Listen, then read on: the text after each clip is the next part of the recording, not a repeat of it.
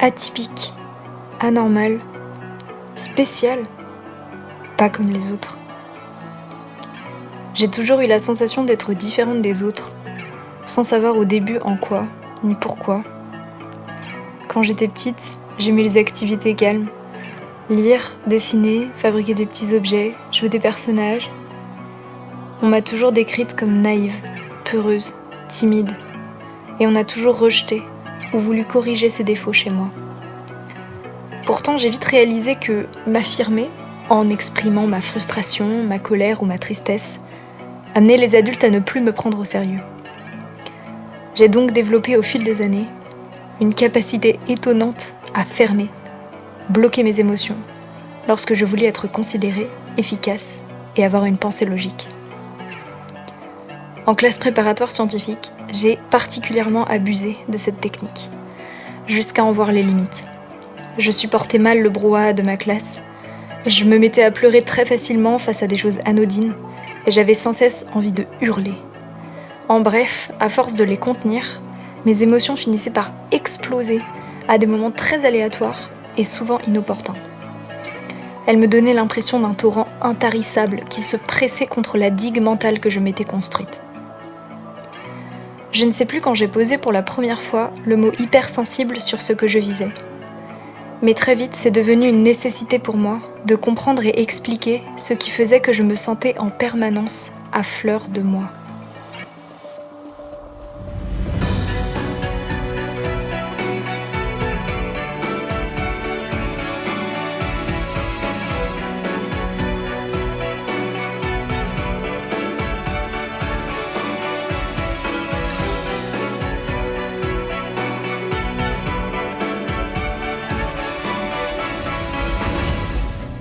Maintenant que je suis revenue à un environnement plus calme, je continue de me sentir particulièrement sensible et en empathie avec les autres. J'ai compris qu'être hypersensible faisait partie de qui j'étais, et qu'en accueillant mes émotions et en leur laissant régulièrement la place de s'exprimer, je pouvais vivre sereinement avec. Dans cette démarche d'introspection, et avec l'envie de découvrir comment d'autres vivaient leur hypersensibilité, j'ai voulu aller à la rencontre de cette caractéristique que je partage avec près d'un quart de la population. Qu'est-ce que ça veut dire exactement être hypersensible ? Pourquoi est-ce que l'entourage a tendance à rejeter ce trait de caractère ? Et qu'est-ce que cela dit de la manière dont on traite les émotions de chacun et chacune, même peu sensibles ? Et enfin, comment revenir à un accueil des émotions plus juste et plus serein ? Quand on pense à une personne hypersensible, on a tendance à penser d'abord à quelqu'un de très émotif. Et on n'a pas tort, l'hypersensibilité peut se manifester par une grande émotivité. Mais c'est pas tout. Quand j'ai demandé à des hypersensibles comment leur hypersensibilité se manifeste, j'ai obtenu des réponses beaucoup plus variées. Je suis très très sensible au bruit, à la lumière. Je suis hypersensible à beaucoup de choses de la vie citadine, comme on dit. Dans le métro ou dans les bars ou choses comme ça, j'ai vite tendance à être, comment on dit en français? Overwhelmed. Dépassé, submergé. Voilà, submergée, c'est ça. Je suis super sensible au contact physique. Enfin, c'est-à-dire que si quelqu'un me touche la cuisse, ça va tout de suite me faire super réagir. J'ai l'impression que mes terminaisons nerveuses, elles sont tout de suite réveillées. Je sais pas comment expliquer. La sensation est vive, quoi. C'est ça ? Oui, absolument, absolument. Je trouve que je suis plus sensible au bruit.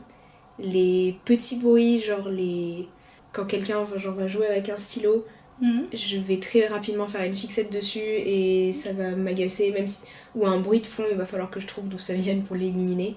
Quand il y a une soirée où il y a de la musique qui est forte et tout, moi je vais me sentir agressée alors j'ai l'impression que tout le monde baigne dans son élément. Voilà, quand j'ai des problèmes dans la vie, ma façon de réagir est très émotive.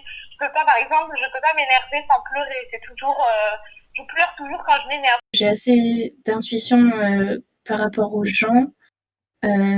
Notamment, j'ai assez de facilité à voir quand quelqu'un que je connais ne va pas très bien ou justement quand quelqu'un a eu une bonne nouvelle. J'ai vraiment l'impression d'être plus sensible que les autres, plus émotive et d'avoir une palette d'émotions plus vive, passer d'une émotion à l'autre mais c'est surtout beaucoup plus d'empathie. Quand je vais voir quelqu'un même que je connais pas être dans une situation inconfortable, ça va me rendre au moins autant inconfortable. Je vais pleurer très facilement à la moindre chose. Enfin, c'est pas de l'exagération, c'est vraiment je vais pleurer en proportion à ce que je ressens. Pour résumer, l'hypersensibilité se manifeste par une forte sensibilité sensorielle, une forte sensibilité émotionnelle et une attention particulière à des détails souvent ignorés. Par sensibilité sensorielle, on parle bien sûr des 5 sens, donc la vue, l'ouïe, le toucher, l'odorat, le goût, mais aussi de sens qu'on a tendance à oublier. La perception de la douleur, donc ça s'appelle la nociception, la perception de la température, thermoception, la capacité à savoir où est notre corps dans l'espace, proprioception, le sens de l'équilibre, etc. La liste n'est pas exhaustive. Mais alors, est-ce que les hypersensibles ont des sens plus affûtés que la moyenne ? Pas vraiment, mais elles traitent l'information reçue par leur système nerveux de manière plus fine. Cela les rend attentifs et attentives à de petits détails, des nuances subtiles. On dit aussi qu'elles ont une très bonne intuition, qu'elles sentent les atmosphères, les ambiances et les émotions des personnes. Cette empathie exacerbée et la grande palette d'émotions des hypersensibles les mènent régulièrement à se sentir dépassés par leurs ressentis. Le système nerveux est en hyperactivation, on se sent perturbé, déstabilisé, on a la sensation de perdre le contrôle de son corps et de ses pensées. Peu importe son niveau de sensibilité, on a déjà vécu cette situation de stimulation trop forte. Cependant, pour les mêmes stimuli, le degré d'activation du système nerveux diffère d'une personne à l'autre. C'est ce que décrit la psychothérapeute et chercheuse en psychologie Hélène Aron, la première à introduire le concept de la sensibilité élevée. And the first one is depth of processing. And this is the fundamental thing about us, is that we process information more deeply than others. And everything else kind of flows out of that. And the second one you're all familiar with, O, is for easily overstimulated. That's the downer of the straight for sure, getting easily overstimulated, over-aroused. If there's anything that's known for sure in psychology, it's what's called the optimal level of arousal, that if you are too bored or too overstimulated, you don't function well. You function best in the middle.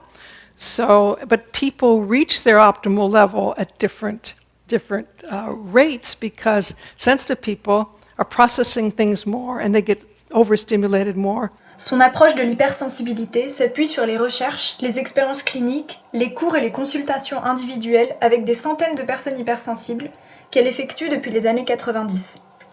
Elle a entre autres étudié la question de l'hérédité de l'hypersensibilité. Ces recherches révèlent l'existence d'individus hypersensibles chez toutes les espèces de mammifères. Ce trait, présent chez 15 à 20% d'une population, serait donc nécessaire à la survie d'une espèce. En effet, c'est un avantage qu'une partie du groupe soit plus à même de capter son environnement d'une manière subtile. Il peut avertir des dangers, détecter des sources de nourriture ou des abris et interpréter le comportement des autres animaux. Selon elle, il y aurait donc une différence génétique notable entre les hypersensibles et les personnes ayant une sensibilité moyenne. Toutefois, elle avertit sur les nuances à apporter à ces résultats. D'abord, il existe bien des degrés et des types de sensibilité. Ceux-ci sont évidemment influencés par la manière dont la sensibilité d'un individu s'est développée au cours de sa vie. Ensuite, son environnement joue bien sûr un rôle majeur. Est-ce qu'il a été dans un cadre sécurisant ? Est-ce qu'il a été encouragé à devenir créatif ou dur à cuire ?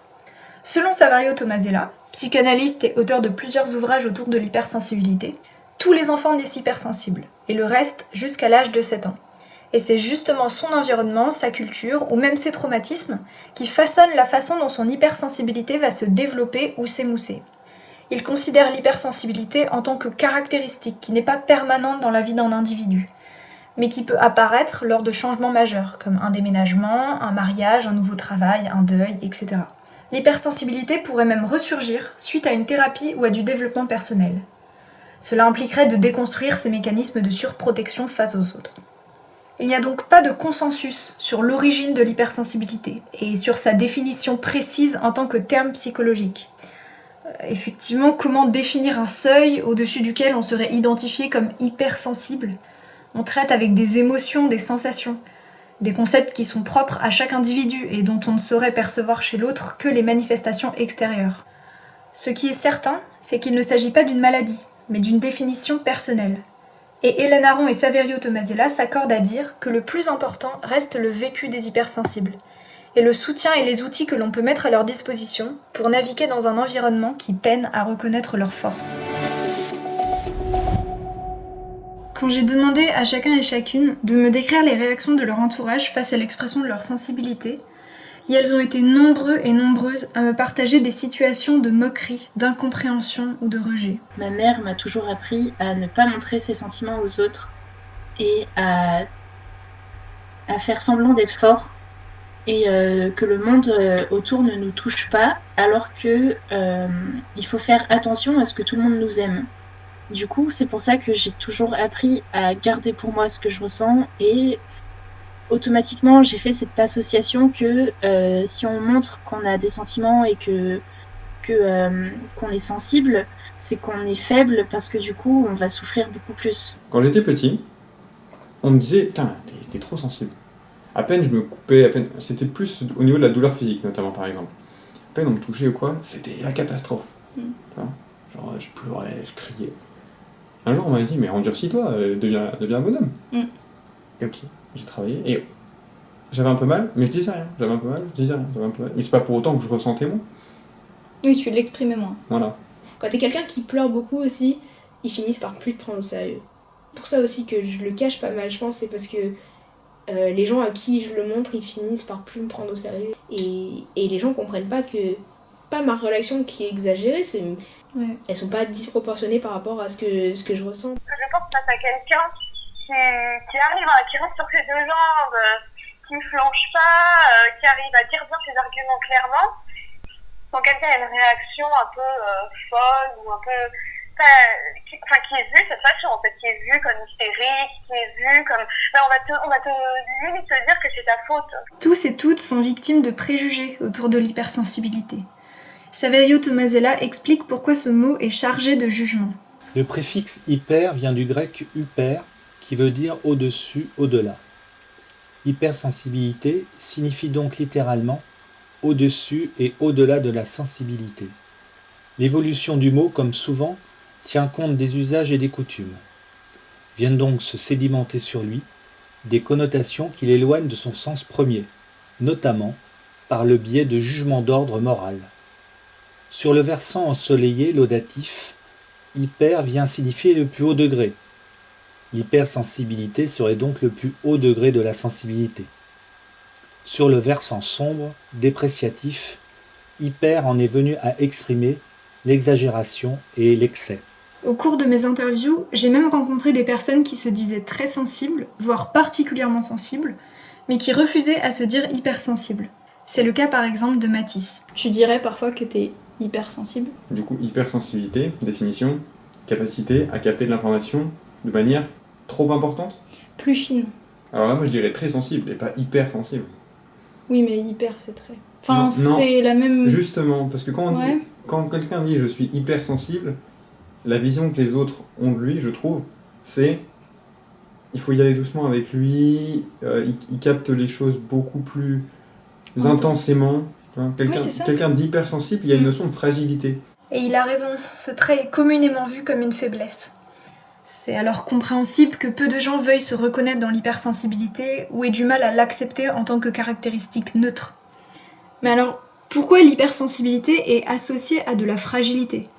Saverio Tomasella répond à cette question dans une interview réalisée par Carole Pirotte. Alors, il y a une grande confusion, là encore sociale et culturelle, entre faiblesse et fragilité. L'être humain, et c'est ce qui fait sa grandeur, sa beauté, sa force, l'être humain est aussi un être vulnérable, un être fragile, pas tout le temps. Mais cette fragilité permet de ressentir plus fortement les situations humaines que nous vivons et nous permet justement d'avoir une grande empathie, une grande sympathie, une grande compassion pour l'autre, que ce soit dans des situations heureuses ou malheureuses. N'oublions pas que l'empathie peut aussi nous permettre de participer au bonheur ou à la joie de quelqu'un d'autre. Ce n'est pas simplement par rapport à la souffrance ou à la douleur.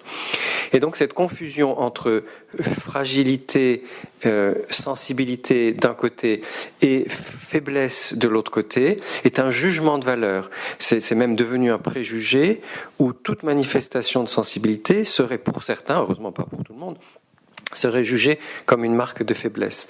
Cela implique du mépris envers la sensibilité et envers les personnes sensibles et un rejet de l'expression de la sensibilité.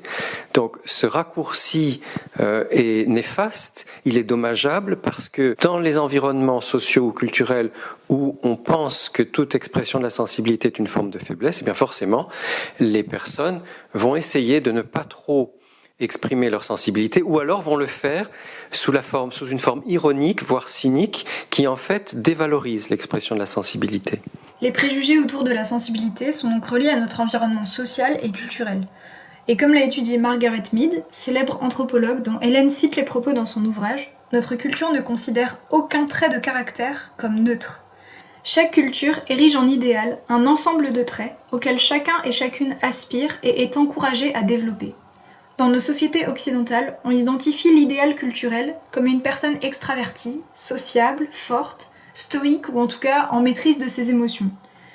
Et je me suis donc demandé comment s'est construit cet idéal culturel et quelle est l'origine de cette exhortation à la force et ce rejet de la vulnérabilité. Pour traiter ces deux questions très larges, il faut étendre le sujet à celle de la construction du système de valeurs de nos sociétés occidentales. Toute société est sous-tendue à la base par ses valeurs essentielles, les principes fondamentaux de la vie sociale partagés par la majorité de la population. On les retrouve à la source de la plupart des comportements. Dans leur ouvrage « Émergence des valeurs féminines dans l'entreprise », Mike Burke et Pierre Sarda expliquent comment les sociétés occidentales sont dominées par un système de valeurs fondé sur les valeurs masculines. Dans leur ouvrage « Émergence des valeurs féminines dans l'entreprise », Mike Burke et Pierre Sarda expliquent comment les sociétés occidentales sont dominées par un système de valeurs fondé sur les valeurs masculines. Alors attention, par masculine, il renvoie à la façon dont nos civilisations modernes qualifient les comportements, les mentalités et les jugements, et non bien sûr à l'idée que l'ensemble du genre masculin correspond à des caractéristiques stéréotypées. Dans la plupart des pays, les activités professionnelles s'inscrivent dans une culture patriarcale dans laquelle les mythes et les stéréotypes masculins dominent la conscience collective et où des décideurs masculins influencent largement la réalité quotidienne. Au fil du temps, les rôles respectifs de chacun des deux genres ont été clairement séparés, codifiés et structurés en faveur des hommes. Cette préférence, souvent qualifiée de machisme, tend à être institutionnalisée et propagée comme un patriarcat par les leaders d'opinion. Au cours des 50 dernières années, le patriarcat a souffert de l'exode rural, de la dureté des conditions de vie dans les villes, d'une industrialisation chaotique et de l'émergence de nouvelles technologies. Le mouvement féministe, qui s'est étendu sur les années 60, 70 et 80, a contribué à la dégradation de ce modèle patriarcal. Or, malgré tous les progrès qu'il a fait faire à la cause des femmes, le féminisme n'a pas été capable de changer le système dominant de valeurs masculines de nos sociétés. Le mouvement féministe a paradoxalement adopté ces valeurs en copiant les hommes, qui constituaient le seul modèle professionnel jusqu'à une date récente, et donner ainsi naissance à la femme d'affaires. Les femmes, autant que les hommes, sont soumises à une vision culturelle de la force en tant que valeur masculine. Maîtrise de soi, assurance, raisonnement logique, pragmatique, en opposition avec émotion et passion. Ces valeurs favorisent les fortes personnalités, la compétitivité individuelle, la résistance et les réactions de rejet envers des actions allant à l'encontre de l'idée que les individus se font d'eux-mêmes. La vulnérabilité est alors perçue comme une faiblesse qu'il faudrait cacher, au risque que les autres l'utilisent contre nous ou que l'on perde de la valeur à leurs yeux. Il est alors important de remarquer que non seulement ce système aliénant, violent et source de discrimination est imposé aux hypersensibles, mais aussi à l'ensemble de la population, quel que soit son degré de sensibilité. On va voir ensuite quelles sont les conséquences de ce rejet de la vulnérabilité sur notre vie au quotidien. On peut déjà noter que percevoir l'expression d'émotions comme une faiblesse amène à la cristallisation du stéréotype de genre qui voudrait que les émotions soient du domaine du féminin. Précisons d'ailleurs que toutes les études de l'hypersensibilité constatent que les hommes sont autant touchés que les femmes, contrairement à ce que les constructions sociales du genre pourraient amener à le penser. Par contre, c'est vrai qu'ils sont peut-être plus invisibles, car plus encouragés à masquer leurs émotions. Cette dévalorisation de l'expression de la sensibilité amène effectivement chacun et chacune, peu importe son degré de sensibilité, à s'endurcir, se blinder, se suradapter, avec plus ou moins de réussite selon son environnement, sa personnalité et ou son envie de s'adapter.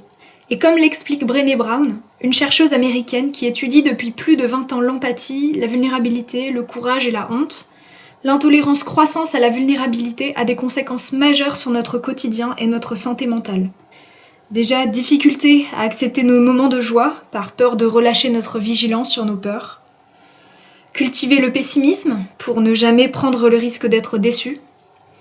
Recherche de la perfection et de la certitude, dans le but de se rassurer et de se protéger. Développement de stratégies d'évitement pour engourdir nos sensibilités. Et ce dernier point peut expliquer pourquoi les addictions, les médicaments comme les anxiolytiques ou les antidépresseurs deviennent de plus en plus répandus. Seulement, ces moyens d'éviter des sentiments difficiles amènent aussi à engourdir la joie, le plaisir et le bonheur. La volonté de brider, canaliser ces émotions provoque également l'accumulation de ressentis dont on repousse l'expression. Et c'est en général ce qui mène à un vacarme émotionnel qui finit par exploser et faire souffrir plus que prévu. Ce phénomène semblable à une cocotte minute est bien connu, en particulier des hypersensibles. Alors, comment retrouver un rapport plus sain et éveillé aux émotions ? Les travaux de Brené Brown montrent que l'acceptation de sa vulnérabilité est nécessaire et précieuse, parce qu'elle est au cœur de notre capacité à tisser des liens et connecter avec les autres de manière authentique.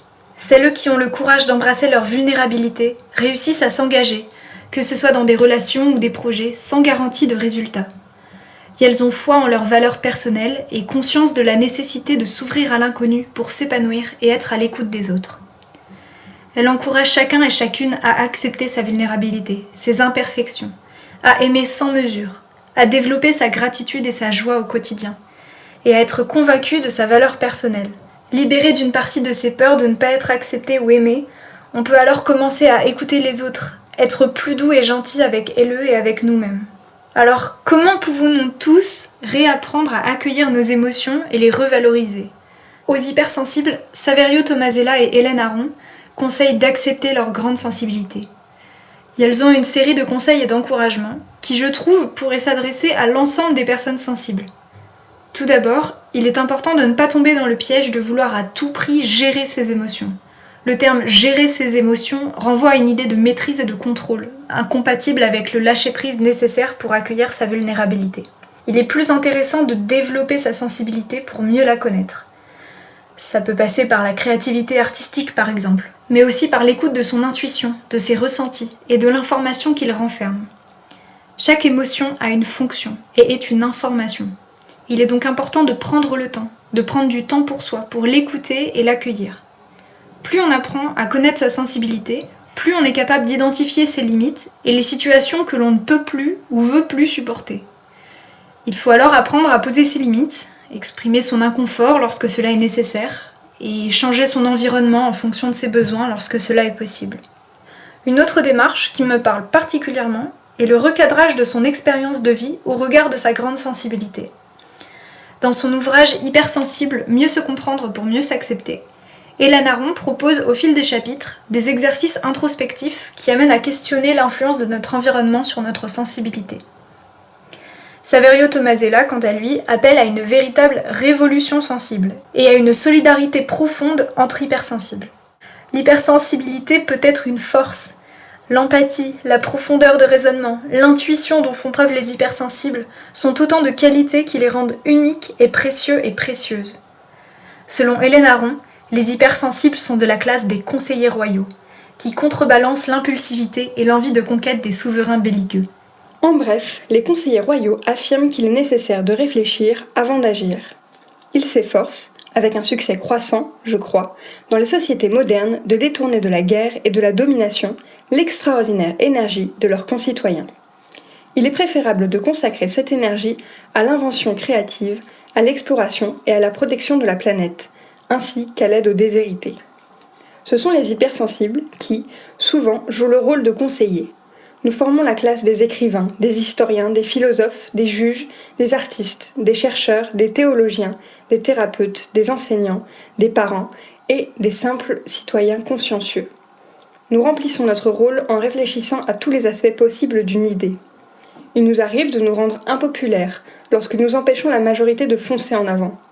C'est pourquoi, afin d'accomplir correctement notre tâche, nous devons être bien dans notre peau. Nous devons ignorer les messages insultants des guerriers. Certes, ils sont ce qu'ils sont et leur audace est utile en son genre, mais notre contribution n'est pas moins importante que la leur.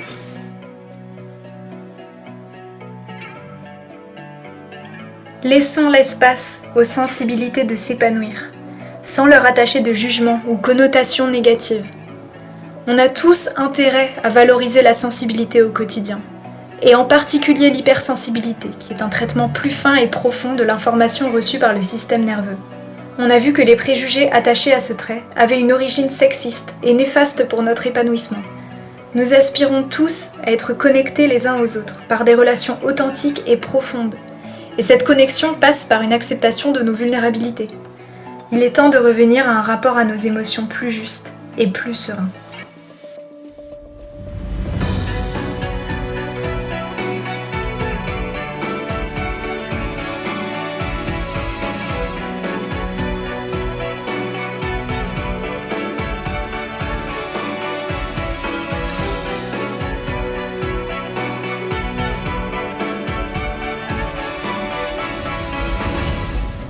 Je tiens à remercier Angela, Anthony, Elodie, Justine, Mathis, Roxane, Solal pour leurs témoignages et leur confiance. Je remercie aussi Lise et mon papa pour avoir lu les passages des livres cités. Et je remercie Adrien pour avoir mis les notes justes sur l'ambiance que je voulais pour ce générique. Travailler sur ce sujet m'a permis, à moi et aux personnes que j'ai interviewées, d'en découvrir encore plus sur l'hypersensibilité et sur ce que sa revalorisation implique comme changement à l'échelle de nos sociétés occidentales. J'ai découvert plus d'hypersensibles dans mon entourage que ce que j'imaginais, et j'ai pas fini d'en apprendre toujours plus sur le sujet. Parce qu'on n'a pas fini de nous sentir à fleur de nous.